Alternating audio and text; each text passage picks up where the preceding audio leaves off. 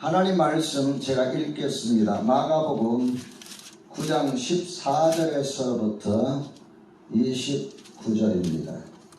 이에 그들이 제자들에게 와서 보니 큰 무리가 그들을 둘러싸고 서기관들이 그들과 더불어 변론하고 있더라.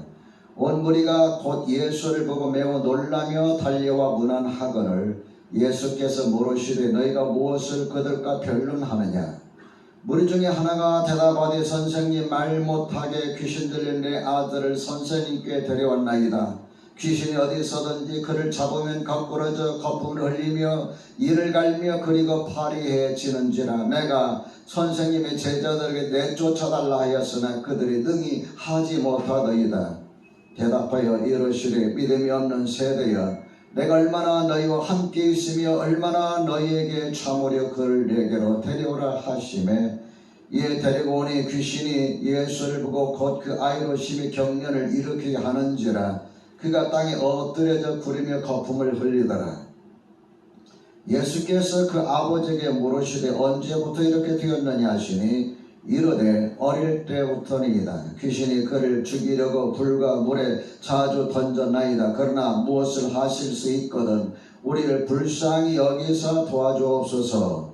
예수께서 이르시되 할 수 있거든 무슨 말이냐. 믿는 자에게는 능히 하지 못할 일이 없느니라 하시니 곧 그 아이의 아버지가 소리를 질러 이르되 내가 믿나이다. 나의 믿음 없는 것을 도와주소서 하더라. 예수께서 무리가 달려 모이는 것을 보시고 그 더러운 귀신을 꾸짖어 이르시되 말 못하고 못 듣는 귀신아, 내가 내게 명하노니 그 아이에게서 나오고 다시 들어가지 말라 하시매, 귀신이 소리 지르며 아이로 심히 경련을 일으키게 하고 나가니 그 아이가 죽은 것 같이 되어 많은 사람이 말하기를 죽었다 하나, 예수께서 그 손을 잡아 일으키시니 이에 일어서니라.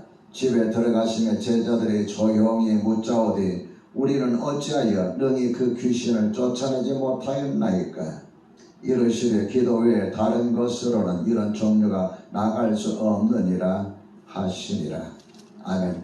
오늘 하나님께서 우리에게 주시는 말씀은 마가복음 9장 14절에서부터 29절입니다. 이 말씀을 통하여 할 수만 있다면이 무슨 말이냐, 이런 제목으로 말씀을 전하겠습니다. 여러분 반갑습니다.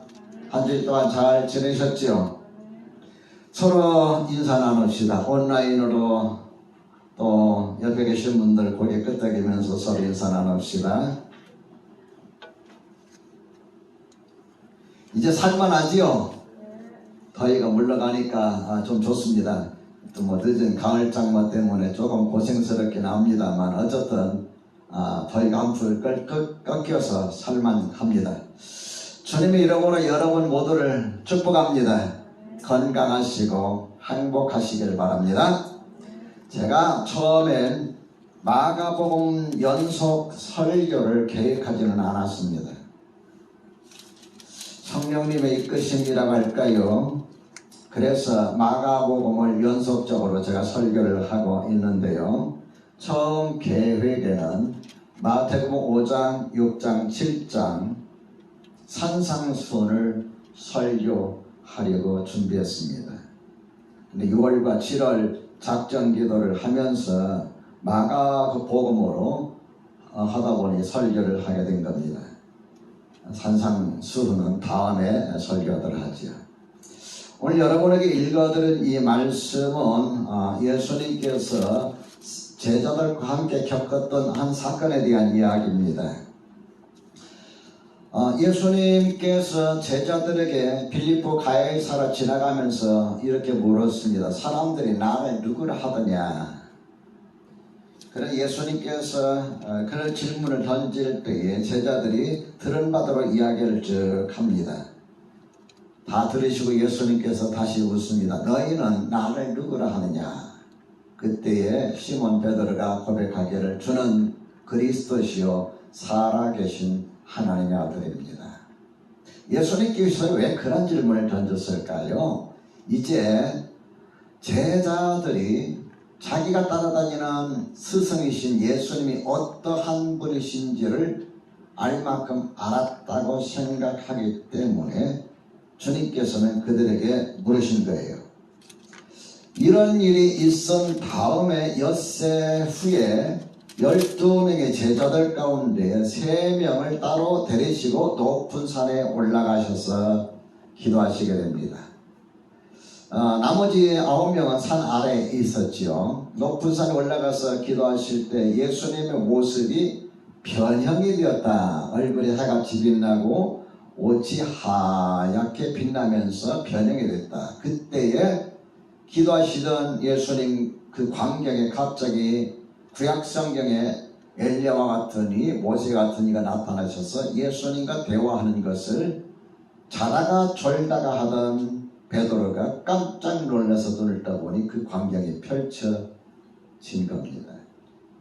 주여, 우리가 여기 있는 것이 좋사오니 초막 3개를 제때 주를 위하여 모세를 위하여 엘리야를 위하여 그렇게 하십시다. 그런 일이 있고 나서 모세 엘리야 사라지고 하늘에서 소리가 들려옵니다.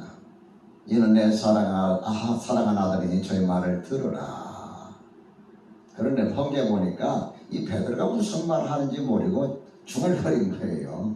잠결에 깨어가지고 그 황홀한 광경을 보면서 그렇게 넋두리라고 해야 할까요? 그런 고백을 하게 된 거죠. 예수님과 제자들이 이제 산 아래로 기도 마치고 산 아래로 내려올 때에 산 아래에서는 그동안에 막 난리가 난 거예요. 어떤 난리가 나느냐면은 예수님과 베드로, 야고보, 요한이 산에 올라갔는데 9명의 제자들이 산 밑에 있으니까 사람들이 많이 몰려왔을 거 아닙니까? 예수님 보러, 예수님 말씀 들으러, 병 고치를 받기 위해서 기타 등등. 그런데 그 많은 무리 가운데 한 아버지가 자기 아들을 데리고 왔어요. 급히 길이 선생님을 만나야 되겠다는 거예요. 올라가신 선생님 어떻게 만날 수 있어요? 어디에 계시는지 알 수도 없잖아요. 그래서 무슨 일이냐 물었더니 내 아이가 이 귀신 들렸는데 말도 못하고 이 벙어리입니다. 듣지도 못하고 말도 못하고 벙어리에 고쳐주십시오. 그리고 예수님의 제자들이 그걸 고치려고 여러 가지 애를 썼지만 고치지 못하고 있다가 논쟁이 말다툼이 일어난 거예요. 요즘 말하면 사기꾼 아니냐 뭐냐 그런 말이 나왔겠죠. 그때 마침 예수님께서 산에서 내려오셨어요. 보니까 막 시끄러워요. 무슨 일이 일어난 것 같아요. 무슨 일이냐 하고 물을 때에 그 아이를 데려온 아버지가 아이를 데리고서 달려와서 하는 말이 선생님, 내 아이가 귀신 들렸는데 선생님의 제자들에게 고쳐달라고 했지만은 고치지 못했습니다. 이 아이가 때로는 물에도 들어가고 불에도 들어가고 너무너무 위태롭습니다. 그 아이를 내게로 데려오라. 그리고 나서 묻습니다. 언제 이렇게 되었느냐? 어릴 때부터 그렇게 됐습니다. 하실 수만 있거든 불쌍히 여기서 아이를 고쳐주십시오. 도와주십시오.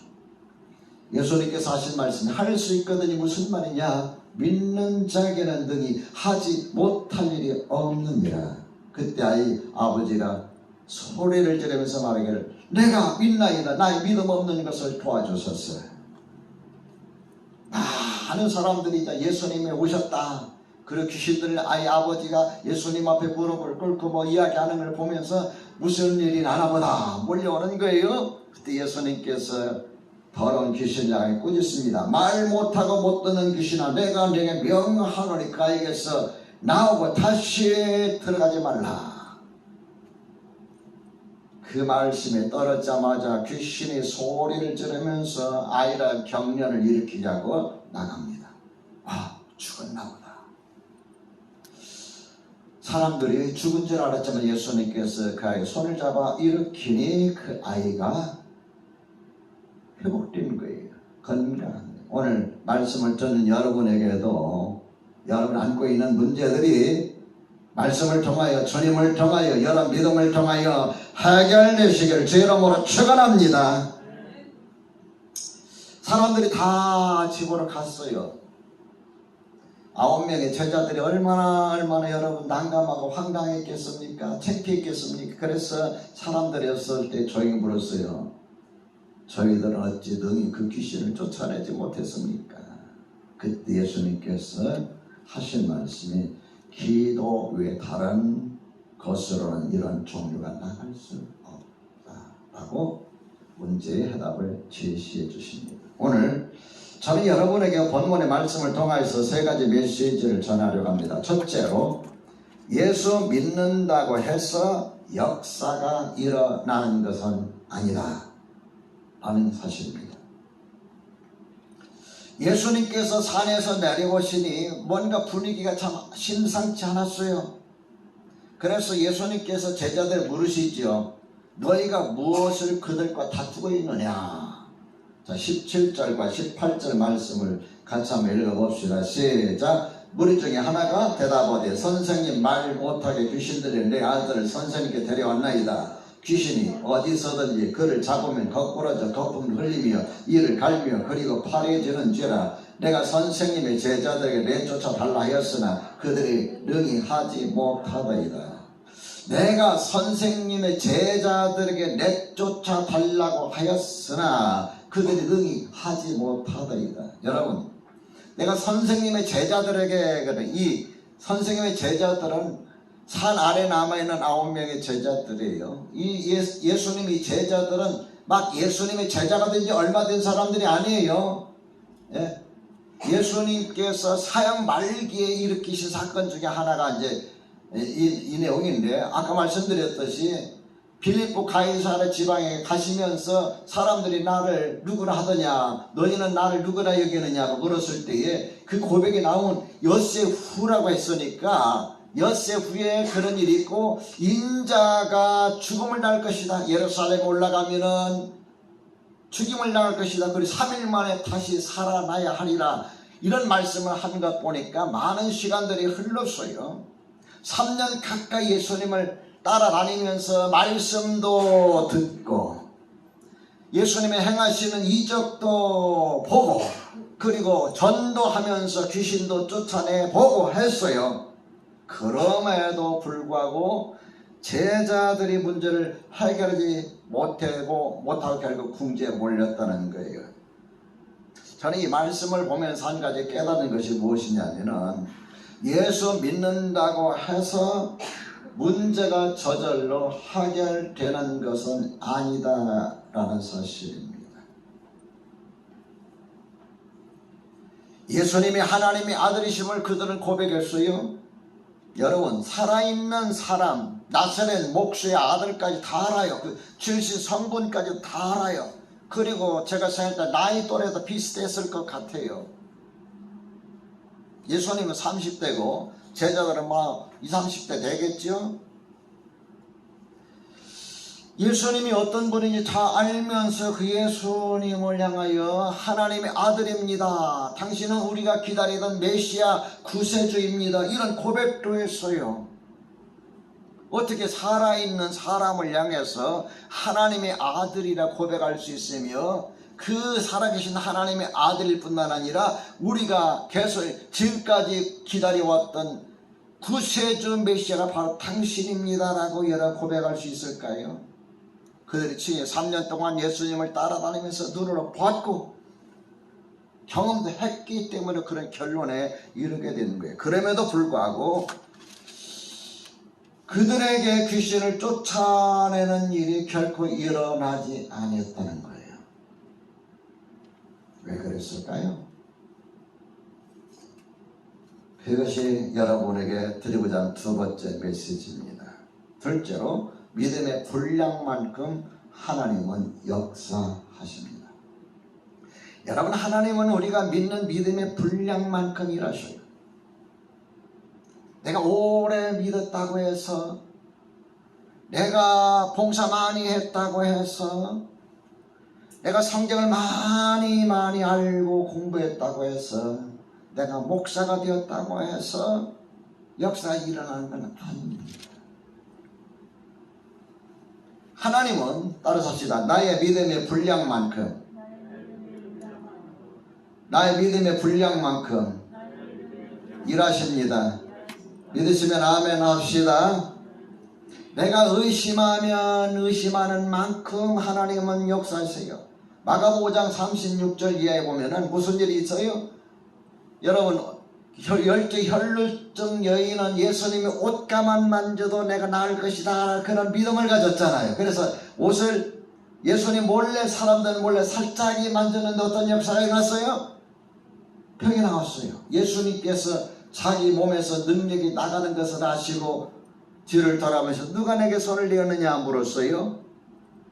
그러니까 사람들이 뭐라 했습니까? 아니 주님, 사람들이 너무 많아서 밀리고 그래서 서로 옷을 대었는데 누가 손을 대냐 물으십니까? 아니다. 목적을 가지고 댄 자가 있다 그 이야기예요. 그때 그 여인이 예수님 앞에 두려워하면서 무릎 꿇고 고백합니다. 제가 만졌습니다. 따라 내 믿음이 너를 구원하였으니 평안히 가라. 예수님께서 회당장 야이로의 집에 지금 가는 길이었어요. 회당장 야이로의 집에 가는 길인데 야이로의 딸이 12살이었는데 이 딸이 지금 죽어가고 있었어요. 죽어가고 있어서 지금 너무너무 급한 데에 예수님께서 가다가 멈칫하는 사이에 그 아이가 죽었나 봐요. 집에 들어가니까 막 곡하는 소리, 뭐하는 소리, 막 이런 막 슬퍼하는 소리가 납니다. 예수님께서 도착하셨어요. 그 사람들이 아이가 죽었습니다. 뭐 도시 더 이상 오실 필요도 갈 일이 없습니다. 아이가 죽은 것이 아니라 찬다 라고 말씀하시면서 뭐라고 주님께서 말씀하셨느냐? 두려워하지 말고 믿기만 해라. 죽었는데, 아이가 죽었는데, 그래서 사람들이 슬퍼서 지금 울고 있는데 그들을 향해서 주님께서 하신 말씀이 두려워하지 말고 믿기만 해라. 그리고 아이에게 아이에게 가가지고 뭐라 그랬어요? 소녀야, 내가 내게 이르노니 일어나라. 달리 다쿵 할 때 그에 벌떡 일어났어요. 두려워하지 말고. 우리가 살다 보면은 내가 생각해 볼 때 이건 어렵다, 불가능하다 여기면은 염려, 근심하고 그거 심하면은 두려워하지 않습니까? 저도 그걸 다 경험해 봤어요. 하나님을 의심하는 만큼 일하셔요. 하나님은 내가 생각하는 만큼, 생각하는 만큼 일하셔요. 이스라엘 나라에 요아스라는 왕이 있었어요. 그때에 선지자로 활동했던 분이 누구냐면은 엘리야의 제자. 누굴까요? 모르겠어요? 엘리야의 제자 누굴까요? 엘리사. 엘리사가 열심히 활동하고 있어요. 그래서 상대방의 나라에서 침입하려고 오면은 엘리사가 어떻게 알고는 그 이야기를 해주면은 방비하면은 뭐 그냥 착착 막아나가는 거예요. 근데 이 엘리사도 아무리 신령하고 능력 있지만은 죽음은 어쩔 수 없잖아요. 죽음이라는 것은 어떻게 보면 인간의 끝이라 볼 수 있죠. 하나님 앞에 가는 거잖아요. 그래서 이제 병이 들어서 이제 늙어서 이제 죽어가고 있는데 그 임금님이 그 소식을 듣고 왔어요. 슬피 옵니다. 나의 아버지여, 나의 아버지여, 돌아가시면 어떻게 합니까? 이스라엘 나라에 정말 큰 기둥과 같은 인물이 이제 오늘 내일 올라 하니까 문병 온 거예요. 그래서 막 손 잡고 막 웁니다. 나의 아버지여, 나의 아버지여, 당신이 돌아가시면 나는 어떻게 합니까? 이런 위기 상황에 어떻게 하면 좋을까요? 그럴 때에 엘리사가 활과 화살을 가져오시오. 영문도 모르고 가져왔어요. 동쪽 창문을 여시오. 엽니다. 왕에게 활과 화살을 잡습니다. 동쪽 창을 향해서 쏘시오. 손을 딱 잡으면 쏘시오. 그래서 이 왕이 활 시위를 당해서 해서 쏩니다. 평 하고 창문을 통해 동쪽으로 날아갑니다. 하나님께서 당신을 이렇게 구원하실 겁니다. 아람을 물리칠 겁니다. 그런 다음에 화살을 가져오시오. 가져옵니다. 이 화살을 붙잡고 화살을 땅을 치시오. 몇 번 쳤을까요? 한 번, 두 번, 세 번, 4번, 5번, 6번, 7번, 8번, 9번, 10번 몇 번 쳤을까요?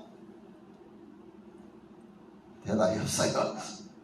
그것도 안 읽었나봐. 성경 읽으면서 그것도 안 읽으셨나봐. 올려봐야 1번, 2번, 3번, 4번, 5번, 6번, 7번, 8번, 9번 눈 감, 땡 감. 몇 번 쳤을까요?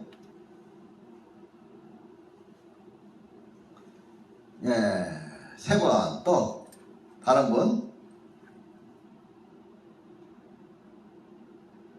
없네. 안 올라와요. 3번. 예, 그 3번으로 결정합시다. 요아스가 화살을 내고 땅을 방바닥을 내서 딱 3번 쳤어요.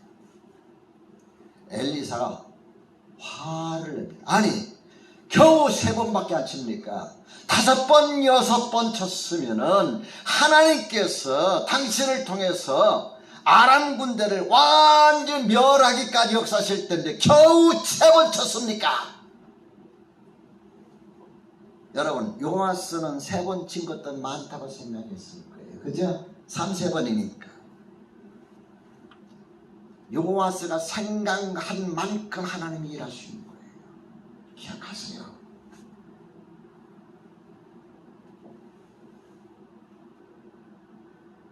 하나님의 은혜와 능력을 경험하려면은 내 마음속에서 솟아나고 있는 의심을 줄여야 합니다.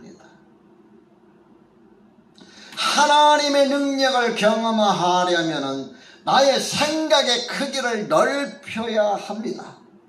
그렇게 하시기를 원하시면 아멘 합시다. 시편 81편 10절과 11절에 보면은 이런 말씀이 있습니다. 나는 너를 애굽 땅에서 인도하여 낸 여호와 내 하나님이니. 애굽 땅에서 인도하여 낸 여호와 내 하나님이니. 내 입을 크게 따라 삽시다. 크게 따라 삽시다. 내 입을 크게 열라. 어떻게 열라? 내 입을 크게 열라. 내가 채우리라. 내가 하나님 앞에 크게 입을 열고 부르짖으며 하나님 앞에 생각을 가지고 기도할 때에 그 생각의 크기만큼 내가 하나님 앞에 부르짖음의 크기만큼 하나님이 채워주신다는 거예요. 그런데 뭐라고 그 다음에 기록하고 있느냐면은 내 백성이 내 소리를 듣지 아니하며 이스라엘이 나를 원하지 아니하였도다.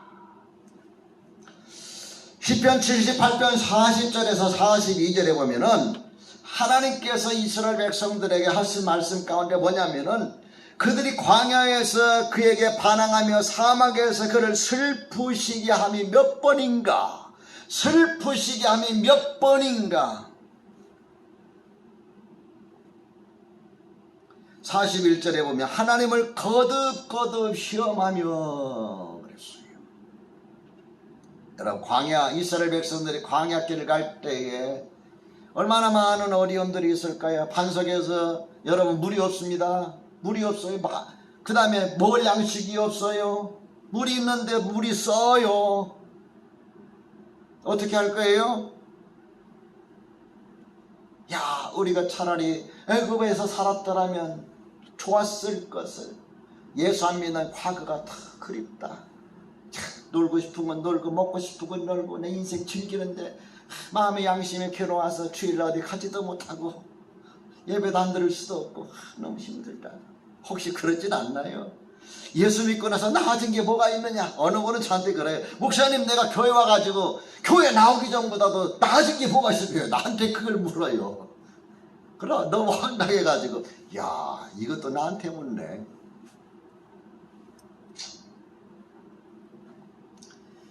광야 40년 생활에 여러분 집 있고 뭐 차 있고 양식 있고 텔레비전 있고 뭐 냉장고 있고 그런 생활이 아니잖아요.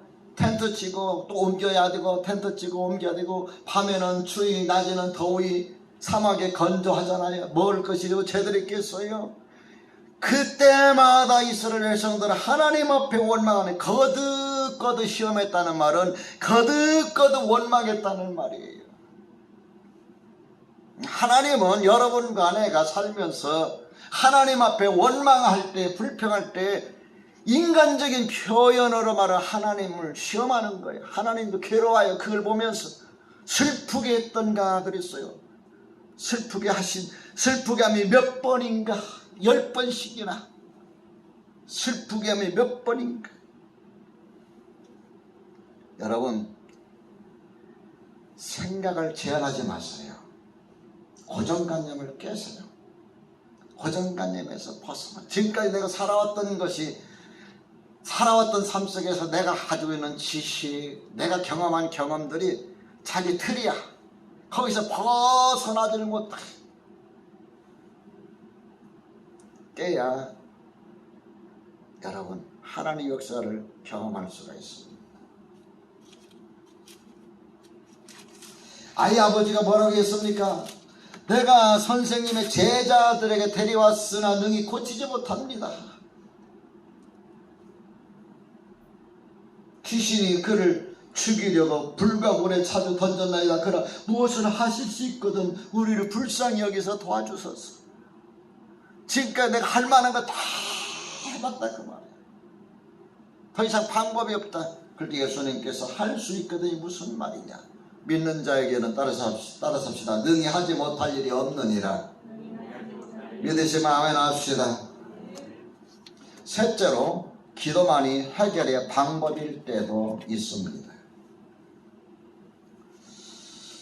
자, 우리 28절의 말씀을 같이 한번 읽어볼까요? 28절 준비하시고 시작. 집에 들어가심에 제자들이 조용히 묻자오되 우리는 어찌하여 능히 그 귀신을 쫓아내지 못하겠나이까. 한번 생각해 보세요. 많은 사람들이 몰려왔는데 그 중에 어떤 아버지가 아이를 데리고 와서 고쳐달라는데 이 귀신이 그래가지고 장난질 하는 거예요. 막 거품을 흘리면서 땅에 넘어지는데 제자들은 아무것도 할 수 없는 거예요. 이 사기꾼 아니냐, 저 사기꾼들 막 그랬을 거 아니에요. 얼마나 여러분 낭패를 당했을까요? 창피를 당했을까요? 그래서 사람들이 다 가고 나서 주님, 우리는 왜 능히 그 일을 해결하지 못했습니까? 그 귀신이 다른 귀신보다 더 센 귀신입니까? 아니면 우리가 어떤 문제가 있습니까? 뭐 그런 의미겠지요. 그래서 29절에 예수님께서 뭐라고 말씀하셨느냐 하면은 기도 외에라고 그랬어요. 기도 외에. 마태복음에 보면 똑같은 사건을 이렇게 주님께서 말씀하셨습니다. 17장 20절에 너의 믿음이 작은 까닭이니라. 너의 믿음이 작은 까닭이니라. 진실을 너에게 이르노니 만일 너의 믿음이 겨자씨 하나일 만큼만 있어 이 산을 명하여 여기서 저기로 옮겨지라 해도 옮겨질 것이요 또 너희가 못할 것이 없으리라. 그리고 마태복음 17장 21절에 보면은 없음 해놨어요. 없음. 그 뭐냐면은 유력한 사본에는 없다 그 말이에요. 어떤 사본에는 있는데 그 보면 표시해놓고 뭐라고 썼냐면은 기도와 금식 아니면 이런 유가 나가지 아니하느니라. 그렇게 해놔서 어떤 사본에는 그렇게 기록되어 있다 그 말이에요. 성경은 우리 국한문체 성경처럼 정직합니다. 어떤 사본에는 이렇게 있는데 어떤 사본에는 없다. 솔직한 거죠, 그죠? 원본은 하나인데 그 원본을 우리가 찾을 수가 없잖아요. 그래서 원문을 기록하고 또 100개 쓰고 100개 쓰다 보니까 어떤 건 붙기도 하고 어떤 건 안 붙기도 하고 그러는 거예요. 단어가 바뀌기도 하고 뭐 그래서 어떤 사본에는 있는 구절이 어떤 사본에는 없고 그렇습니다. 원본 찾기 전에 그걸 우리가 알 수가 없어요. 그래서 번역본이라는 것은 원본에서 정확하게 옮겨오지 않았기 때문에 조금씩 틀릴 수가 있는데 근본적인 건 변하지 않습니다. 틀리지 않습니다. 그러니까 예수님께서 하신 가장 중요한 말씀은 뭐예요? 기도 외에. 기도라는 게 강조를 두고 있는 기도 외에. 내 능력으로 내 경험으로 내 지식으로 얼마든지 해결할 수 있지만 거기에서 벗어난 일은 기도밖에 없다 그 이야기예요. 구약성경에 유명한 왕 하면 누가 생각납니까 여러분? 예? 다윗. 또 다윗만 생각나요? 또 히스기야. 세고기가 히스기야. 오케이, 그 히스기야 이야기를 합시다. 히스기야가 병이 들었어요. 여러분, 예수 잘 믿는다고 해서 병 안 드는 게 아니에요. 목사도 병 들고 장로도 병 들고 권사도 병 들고 집사도 병 드는 거예요. 다 병 들어요. 히스기야가 참 착한 왕이에요. 하나님 잘 섬기는 왕인데 병이 들었어요. 근데 이사야 선지자가 와가지고 하나님의 말씀을 전하는데 뭐라 그러냐 하면은,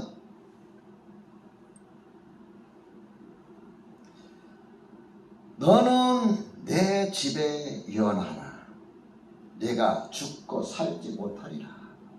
하나님께서 그렇게 말을 했어요. 하나님께서 말씀하시기를 당신 유언한기랍니다. 살지 못한답니다. 청천벽력이죠. 여러분, 얼마나 여러분 황당하면서도 청천벽력일까요? 그 말을 전하고 이사야는 행하고 가버렸습니다. 참 냉정했던 것 같아요. 여러분 같으면 어떻게 할까요? 내가 여러분 신방 가가지고 여러분 병이 있어요. 하나님께서 어젯밤에 말씀하셨는데, 기도안에 말씀하셨는데 유언 남기랍니다. 한 2, 3일밖에 못 산답니다. 그리고 갔어요. 그럼 어떤 마음이 들까요? 어떤 마음이 들까요, 여러분? 할렐루야, 내가 주님 빨리 만나 뵈어서 감사합니다. 그럴까요? 어떤 마음 들까요? 상상해 보세요. 근데 히스기야가 그 말을 듣고 나서 어떻게 했냐? 이사야 선지자가 하고 나서 얼굴을 벽을 향하여 하나님 앞에 기도합니다. 통곡을 하면서 얼굴을 어디를 향하여? 벽 쪽을 향해서 돌아서서 앉아가지고 통곡하면서 기도합니다. 여호와여 구하오니 내가 주 앞에서 진실과 전심으로 행하며 주의 목전에서 선하게 행한 것을 기억하옵소서. 힘이 통곡했다고 그랬어요. 청천벽력 같은 이 말에 나을 줄 알았는데, 치료될 줄 알았는데, 이사야 선자 혹시라도 안수라도 해주고 고쳐질 줄 알았는데 와가지고는 유언장을 남기라고 하니 얼마나 여러분 청천벽력 같은 소리예요. 그 말에 상심하지 않냐고 벽을 향해서 딱 엎구려 엎드려서 기도한 거예요. 여호와여 구하오니 내가 주 앞에서 진실과 전심으로 행하며 주의 목전에서 선하게 행한 것을 기억하옵소서. 저는 이 말씀을 준비하면서 무슨 생각이 떠오르냐, 두 가지 생각이 떠오르더라고요. 한 가지는 내가 하나님께 행한 것 중에 내 스스로가 기억날 만한 게 있을까? 한번 생각해 보세요. 내가 하나님께 행한 것 중에 내 스스로가 기억날 만한 게 있을까요? 있나요? 한번 생각해 보세요. 곰곰이 생각해 보세요. 두 번째, 하나님께서 나를 보실 때에 기억날 만한 것이 있을까?